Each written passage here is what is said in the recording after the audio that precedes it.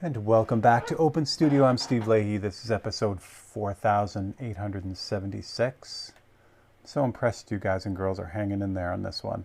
Like I said, I loved at this point to kind of try to figure out like how much more I have to go. I don't even know. I don't even know. The motor's going to take a while. There's a lot of adjusting to do after the fact too. I don't know. I just don't know. But the nice thing about this is, again, talk about it all the time. This isn't a commission for someone. I mean, it's happened in the past where someone will see a painting in process and want it, and then that changes things a little bit, because then now I'm motivated to really kind of get it done for them because they'll be waiting for it. But this one right now is not at that point. So it may change, but you never know. So the good news is I can just kind of work on it as I go. The thing is with this one, I mean, I could basically film out the rest of the episodes, all in a row if someone were to purchase it beforehand now. But right now that's not how I'm handling it. All right. So again, this is that rust color that I mixed up way back at the beginning, which is so nice that I have this because I never have to guess what I did to make this color. So I can't stress that enough. If you have a color that you know you're going to be using, a mixed up color, a pre-mixed color that you know you're going to be using, it just makes it so much easier to mix up a little bit extra of it. So that's straight out of the bottle, meaning when I mix that color, I know I mentioned this a bunch of times, but that bottle I had right there is just paint that's out of the bottle. There's no additives to it, no reducers or anything. That way it'll stay that way for as long as I have it. Now I can add the reducer, and this is again 1 to 10, so it's 1 part. 40, 50 to 10 parts reducer. And again, this just helps that brown color, the umber color, which really doesn't like to spray well. It really helps smooth it out and helps it spray. All right. So one of the things I've been watching a lot of YouTube. I really am getting into it. Just so much good content from everything, from not only artists, but I'm into the science stuff too. So it's fun to watch other people's channels, and I find I just kind of like anything, like I binge a person that I really like, which is a lot of fun. So my hope is that if someone sees this stuff and really enjoys it, there'll be plenty of stuff for them to binge. We'll have episodes upon episodes of things like this and Tech Tuesday and all that. So because I'm front loading all the content now, really going hard on it, I hope that'll pay off for people who are really, kind of new and getting into it. For those who have kind of hung in there the whole time, it's nice because there's always new content. I'm really going to try to keep that going. I like putting up a lot of content. It's just gives people different things to look at. It's not always the same thing. It's always, just one video a week, and then it's the same kind of thing. I like having bunch of different things on there, so that if maybe you're not into live painting, maybe you just need the tips or want the tips, you get those. If you want to just look at paintings, you can do that too. So I'm really comfortable with the schedule of content that I'm putting out now. All right, what I'm going to do as I'm rolling through this is with this brown color at this stage now, I'm going to put in everything that we're just going to work on everything that's this rusty color. So for instance, the frame down here will eventually get done, the running boards, any of the other really kind of rusty type of parts that are in there. The motor itself has a different sheen to it, so I'm going to do that as a separate thing. We'll probably end the painting with the motor. So that's kind of the battle plan from here on out.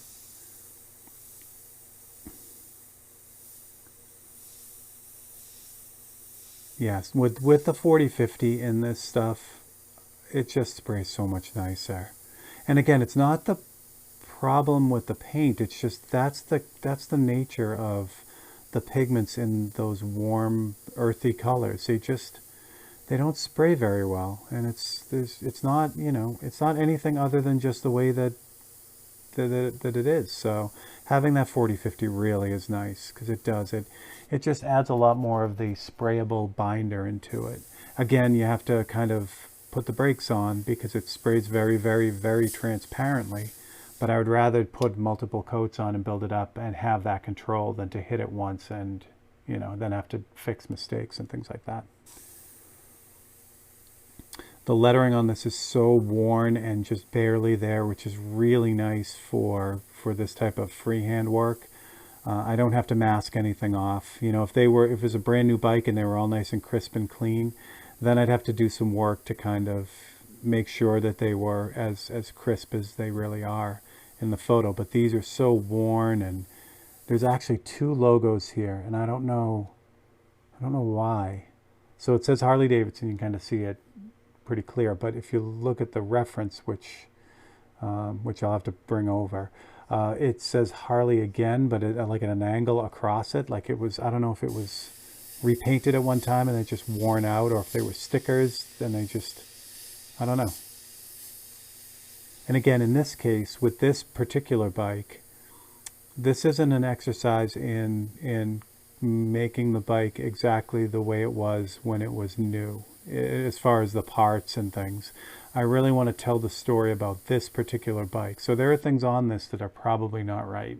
This person looks like they specifically rode this bike. They didn't really, you know, and they did anything that they could to keep it going, kind of thing. And I really love that story about this bike. So I want to keep that. So if there's stuff on here that isn't right, that isn't, you know, Harley J from whatever year this was, 1919 or 20 or whatever it was, it's okay. It's fine. If someone says, oh, you know, that second decal is wrong, it's like, that's okay. That this guy did it, or someone along the life of this bike had that happen, and that's the way I'm doing it. So.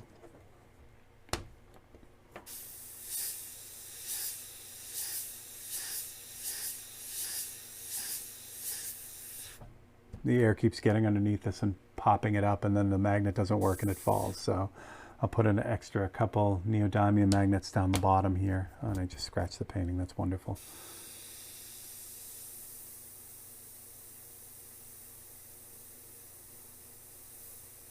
I scratched the painting down at the down in the shadow down here, which is not a huge deal. I mean, I can fix it. And what I may end up doing, here's a quick. This is my brain. I immediately, like, I scratched the painting right there, and there's another scratch right here that's pretty pronounced. So what I may end up doing is putting scratches everywhere, like if they're on the floor, and then lightly going over it with the shadow color again to kind of put them, you know, kind of back. It'll add a little bit of extra texture to the floor, and it will be believable, and it saves you from having to do some kind of crazy repair on it. So yeah, that all happened while we were just sitting here. I just thought of that. That's luckily sometimes repairs happen that way when you're figuring them out, but sometimes they're, you know, chaotic and scary and take a while to figure out. Sometimes they just pop in, and it's like, okay, that's what I'm going to do to get that fixed. Again, it's a lot of great texture on the sides of this bike because of the weathering, and they're not, you know, they're not straight upright, so they weather differently than the top surfaces on this bike, which is a lot of fun too. Oh my gosh, it sprays so well. Again, if I had just that burnt umber color that I mixed up and I just added reducer to it, it would work. I could get it to work, but not like this. It's that, like I said, the only way to describe it is that 40/50 just smooths everything out. It just really just kind of bridges the gap between that lesser performance spraying and then just getting it the way you need it to be. So now that I know I've said it before, but I'll just keep repeating it because I get this question a lot about reducing and what to do with the you know, the 40/50 and all that. The new opaque line from Createx, and I keep saying new because it's the latest opaque line from Createx, has a different binder in it, and it doesn't really need the 40/50 to spray really smooth. So that, in that instance, the opaque line I just reduce, and it'll perform the same way. So,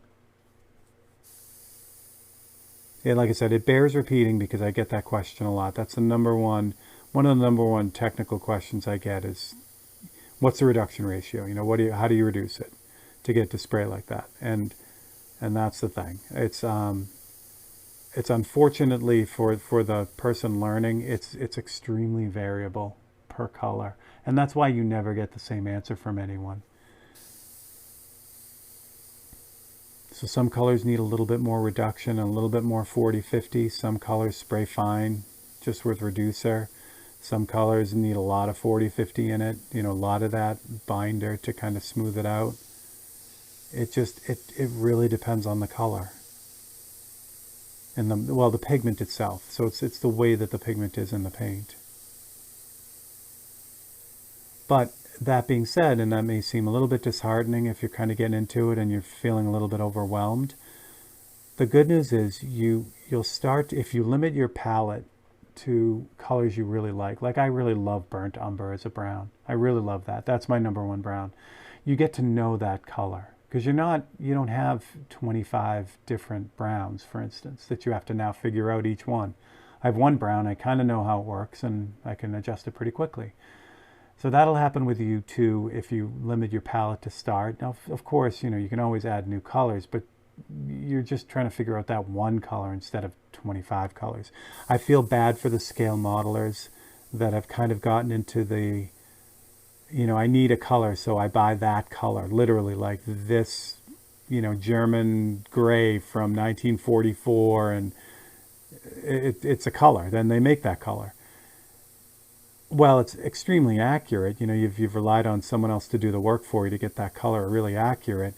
You have no idea what colors they use to put into it. Again, you have to figure out how to get that to spray. So you have to do experimenting on it and mess around with it. Where if I had to make that German gray, and I know I use opaque black from Createx and white, and maybe there's a little green in it or whatever, those are all colors from my palette, so I know what I'm in for. So I'll know that for the most part it's opaque white and black, which spray really well, so I just add some reducer to it. But there's like moss green in it a little, which doesn't spray very well, so now I know I have to add a little bit of 40-50 to it. It just gives you a leg up on mixing those colors and dealing with them instead of having to figure out every single color. Because trust me, man, I'd love to give people a standard reduction ratio for everything, but just is not a thing.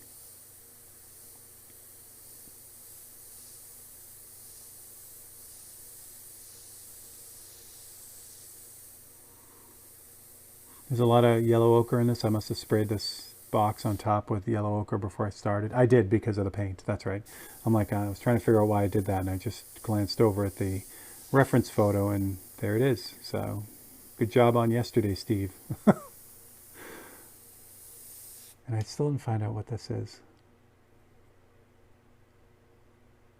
I don't know if it's a gauge or what. The shifter is awesome here. Oh, it's such a nice bike.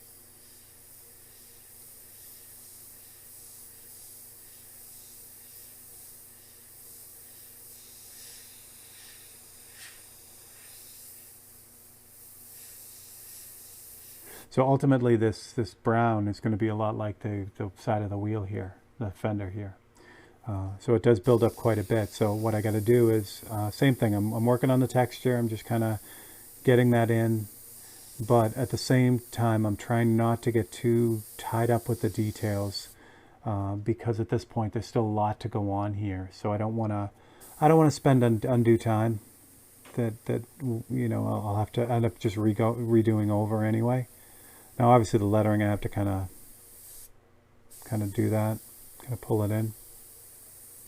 It's that weird double lettering too. Makes it hard to see. And again, that's why I love burnt umber so much. So you saw it, where is it?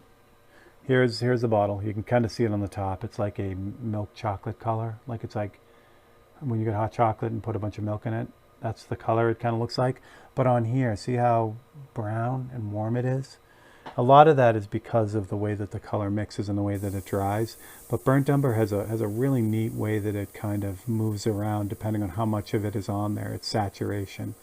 The more saturated it gets, the seemingly warmer it gets. Where if it's on real thin, it has this really kind of, milky chocolate brown color.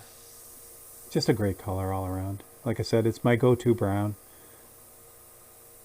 again, because it's fairly neutral. It's right in the middle of being kind of warm.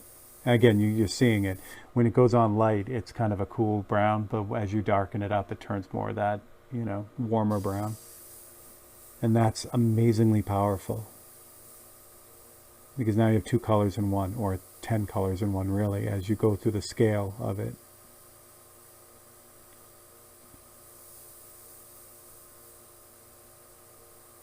But, again, it's not an easy color to spray, that's for sure. Tip dries a lot. Tends to feel real gummy.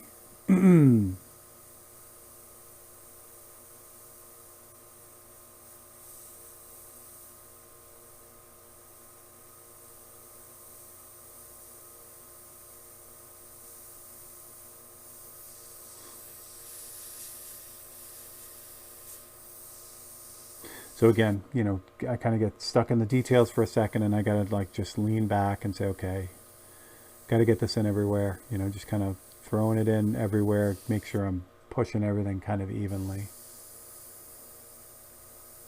This yellow up here, this rusty color probably needs to be bumped up a little bit right in the front here. My other favorite color, and for oranges, it's red oxide. I really love red oxide a lot.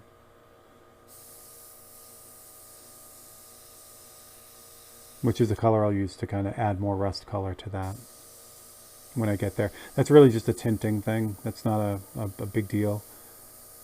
So I can wait to do that. I'll just keep going with this color since I've got it in the brush and it's all mixed up and it's spraying well. So I'm going to make hay when the sun shines, as they say.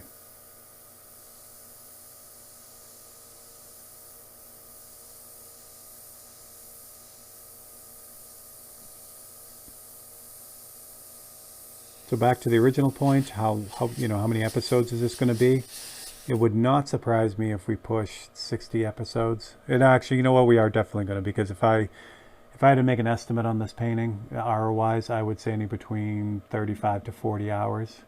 So that would put it about 80 episodes, which is crazy. And I love you guys for hanging on.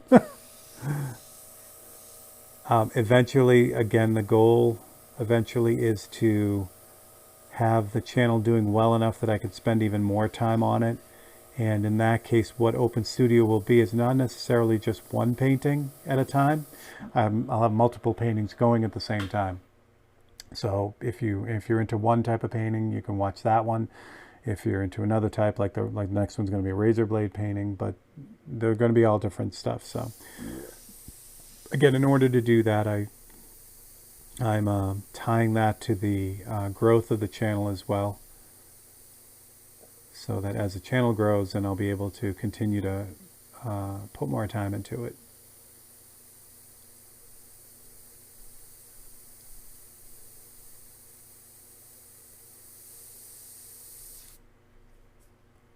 Yeah, it's lovely.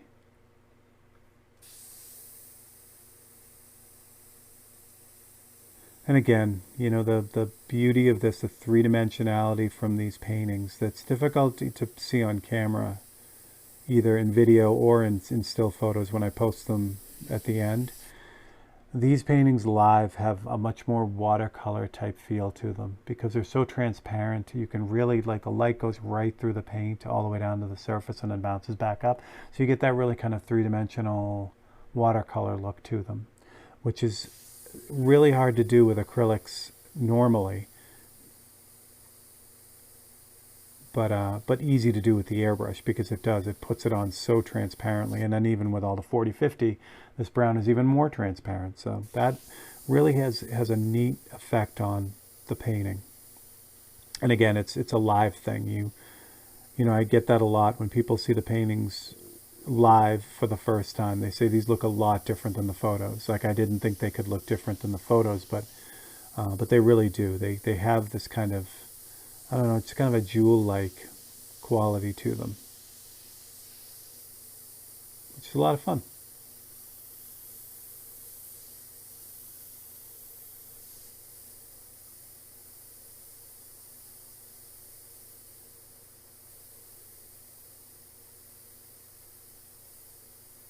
And again, as I'm kind of poking in here and starting to really get some of that rust texture, You can see as I hang on one spot how it just keeps getting darker and darker, almost like a dye-based paint or an automotive candy color.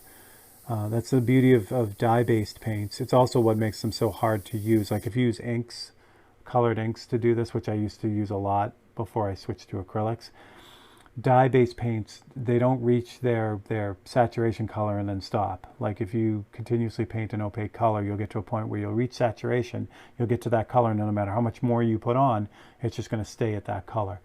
Transparent paints don't do that. Especially dye-based paints, they just keep getting darker and darker and darker as you go, as you add more pigment until the light can't pass through it and it almost looks black. So what's neat about this is these super reduced acrylics with the transparent base in them mimic that kind of dye-based. They fall somewhere between a dye-based and an acrylic-based, like a more opaque paint. So again, it just adds to that translucency that really, it's an indescribable thing. I mean, really, you got to see it.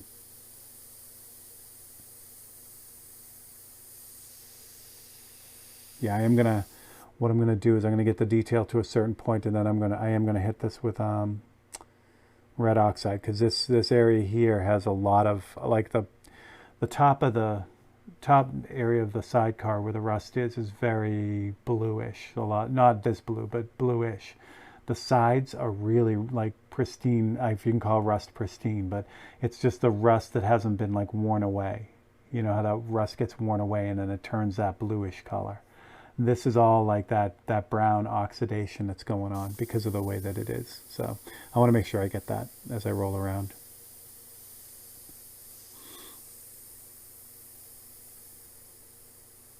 I recently did some work with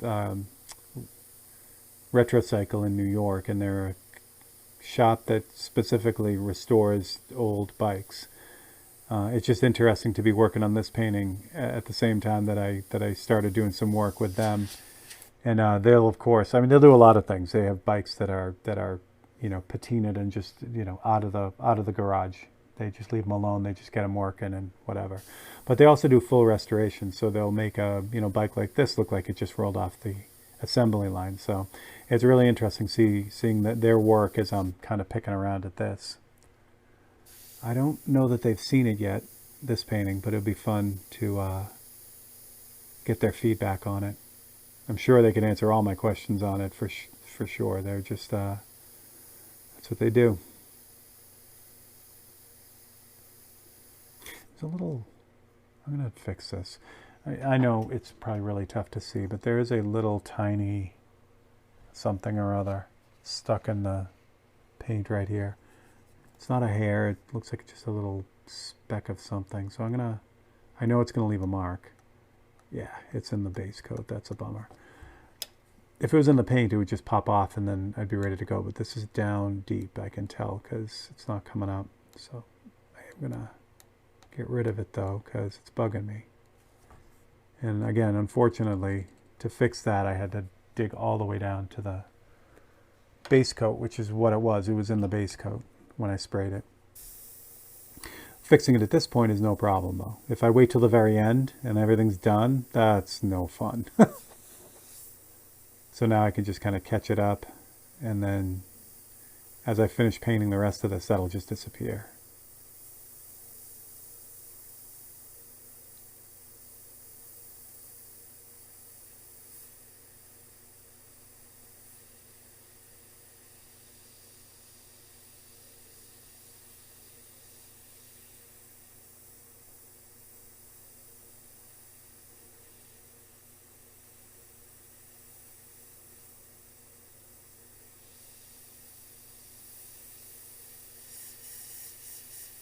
And each pass just kind of buries that HD stencil a little bit more. That's the goal.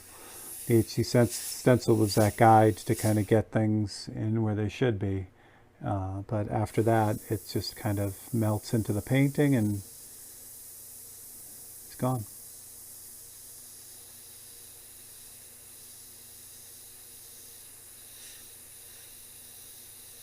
And again, I do a little bit of detail, then back off and just kind of spray the whole thing and drop it down a little bit.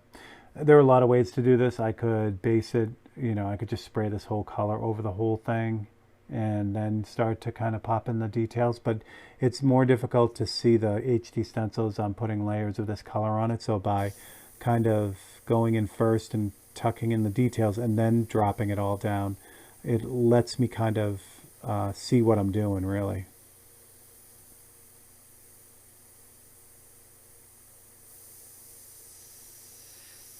Excuse me.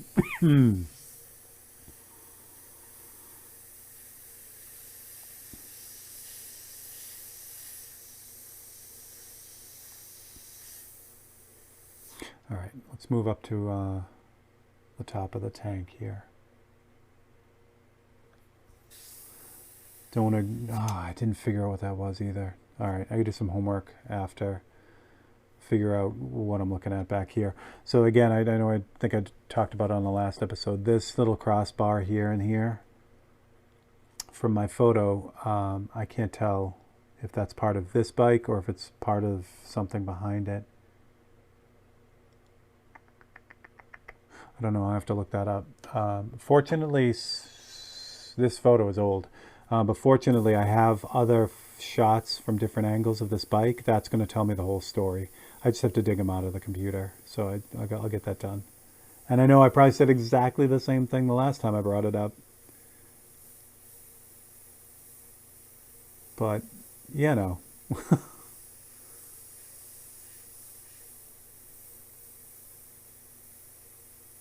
As my lovely assistant Lachlan always says, it is what it is.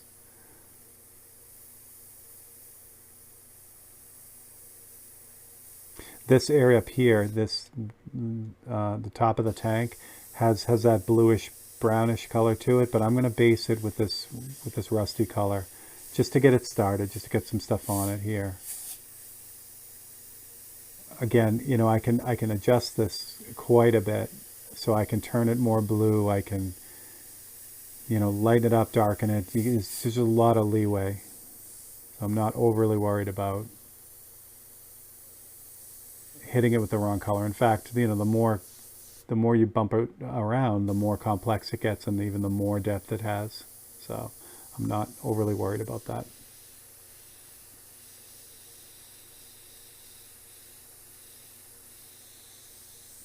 This up here is black. Same thing, that's background between there. I think I knew that. That is definitely background, this one here. Why did I paint that brown? Oh, because of the sidecar. I get it.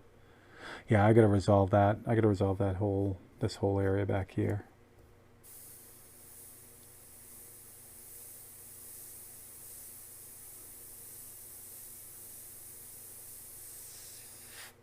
All right, since I'm here and we got about 2 minutes left for this episode, I'm just going to knock some color into the frame just to kind of get things going with this.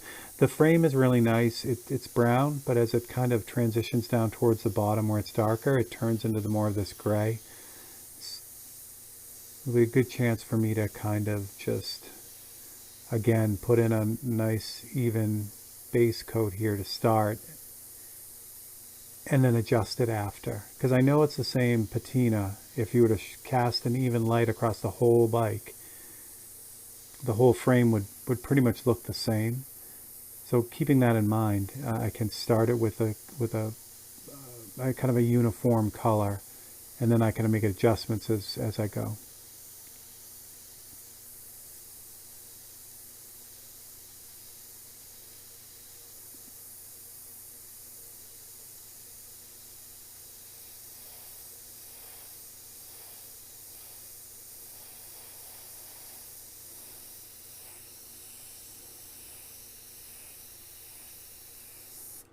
Those bolts are all brown.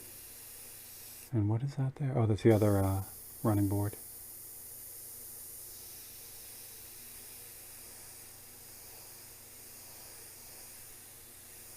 Yeah, I've got a lot of yellow up here, which is okay. Looks like I pulled a yellow ochre under all that. That's really dark anyway, so I think we're going to be okay with that.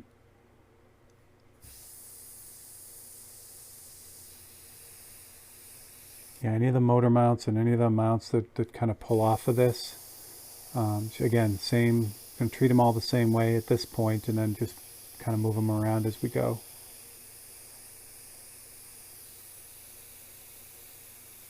All right, so let's call it there, and we'll jump right back into it at the same spot next week. And that's what we got so far. All right, so for Steve Leahy and Open Studio, hit that like and subscribe for me. It means a lot. And we'll catch you on the next episode. Thanks a lot.